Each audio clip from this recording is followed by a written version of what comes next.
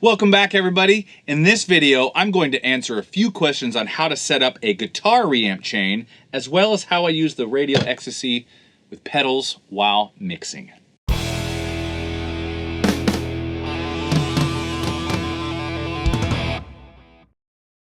So what I'm going to do now is show you how to set that up, because I've had this question a little bit lately.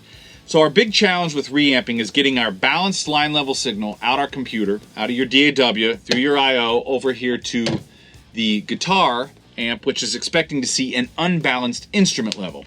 And to do that, we're going to use a reamp box. Here I have a Little Labs Red Eye, which we've had for a while. This great little unit. And this is going to do two things. It's going to attenuate the signal, and it's going to make sure our impedance is correct, because the signal coming out of your I/O is going to be considerably hotter than what the amp is expecting to see. And for maximum tone, we want to make sure that those levels are right. So first things first, our I/O. In this case, I've just got a little Focusrite for a prop here. You have to make sure that you have enough outputs so you can actually send the signal out to our reamp chain. In the case of a unit like this, where there's only two outputs, you would have to, at least while you're reamping, sacrifice your listening stereo image so you could take one channel, maybe channel 1, out to the reamp box to the amp, and then channel 2 you would still have hooked up to, your monitors or, headphones or something like that. In my case, I have plenty, I have 24 here, so it's easy. Maybe you have a 4-channel unit or an 8-channel unit where that's not a problem. Either way, it doesn't matter, it can still work. So what we're gonna do is I'm gonna take a balanced cable, because we're coming line out balanced. I'm gonna plug that into my line out. The other end is going to come over here to the Little Labs, which has XLR balanced line in on the back.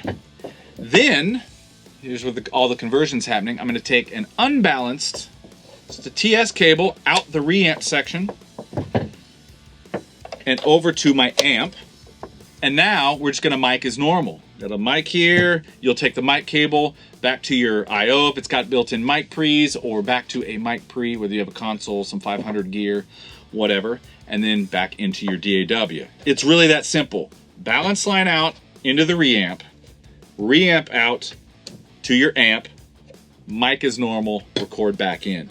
Now this is also a perfect place if you want to use some pedals. You could easily run into your pedals and then out of the pedals and into the amp, no problem. Matter of fact, I was doing that on a session last week where I was actually reamping, and I had 2 distortion pedals hooked up going back and forth, and I was just clicking them in real time. Made me feel like a guitar player. But for this case, we're just going direct in. But you can easily insert your pedals there just like a guitar player would. And that's it. I will say one thing about recording your DI guitars. There is no need to get up to 0 in your DAW. Almost always, I kind of use -15 as my 0. That way, if it drops a little bit down, or like -18, or if it's peaking at -12 or -10, I still have plenty of headroom. So I'm not clipping, I'm not getting distorted DI sound, which is going to affect your guitar tone here. There is no way to get rid of that. Stay away from 0. Don't clip it. Okay, next up is the Radial EXTC-SA. This is a favorite unit of mine. If you've seen the video I did where I was experimenting with this right after I got it, using guitar pedals with some drums and whatnot, you already know that I dig this. I had a recent question on how to actually hook this up and how I integrated it. One cool thing with this over just a standard reamp box is it allows you to take a line level signal, bring it down, insert your guitar pedals, whatever they are, which are instrument level, and then take it back up to line level and right back into your signal chain. And to do that, it's rather easy. On the back, this is kind of cool because they give you balanced TRS and XLR ins and outs. So whatever your setup has, this will work. It will fit very easily. So in our case, we've got a little Focusrite here that has 1/4 inch. So I'm going to take my 1/4 inch line level out, and I'm going to go into the input, line level input. I'm going to go out of the line level output and into the line level input on my I/O. If it's a box like this, you might have a combi jack in the front. If you have a dedicated I/O, it may just be 1/4 inch. You may have D-sub cables. You might have to get some adapters, whatever. In my case, I actually have this in my patch bay, so at any point I can send something over to this very easily and then back out to the recorder. That is all you need to hook this up. Unlike just traditional reamping, we don't need the mic pre because we're not sending it out to an amp that has to have a microphone, which then needs to be amplified to be recorded. This is taking line level, bumping it down, and then bumping it back up. Now on the front, you've got a couple cool things. You have a send and receive volume, which will allow you to dial in how much volume is being sent to the pedals and how much is coming out of them back to your signal chain. This is really helpful because I have found that reverbs, delays, and distortion or fuzz pedals want a very different volume. So this comes in very handy to be able to attenuate and make sure the level is right for whatever pedals you're using. That's it. Boom, done. Nothing else needed. Goes right into your existing workflow.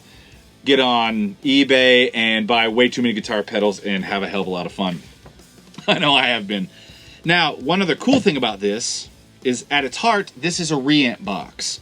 So we can use it in the same fashion that I showed you when we set up the reamp chain with the little labs. We can come out. In this case, I'll just keep it 1/4 inch coming out. We can insert our pedals, but then instead of coming out the line level output back to our I/O, let me get this thing out of the way here. We're going to come out with our unbalanced signal out of the send of one or both of our loops. You have A loop and B loop. So I'll just come out A, boom, it's going to go right over here to my guitar amp.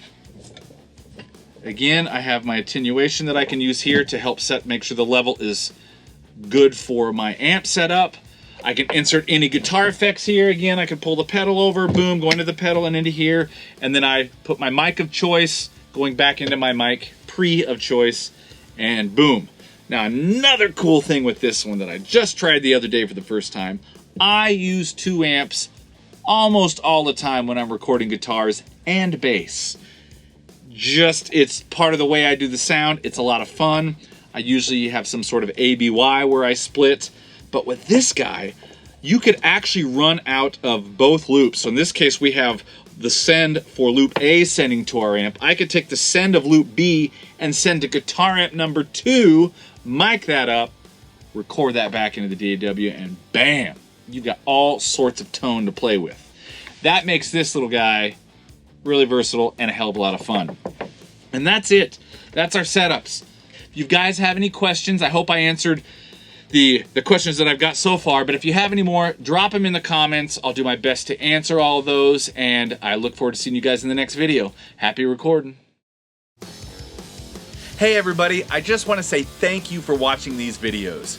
They're a lot of fun to do, and I really appreciate you taking time out of your day to watch them and be a part of the community. So please subscribe, and happy recording. We'll see you in the next video.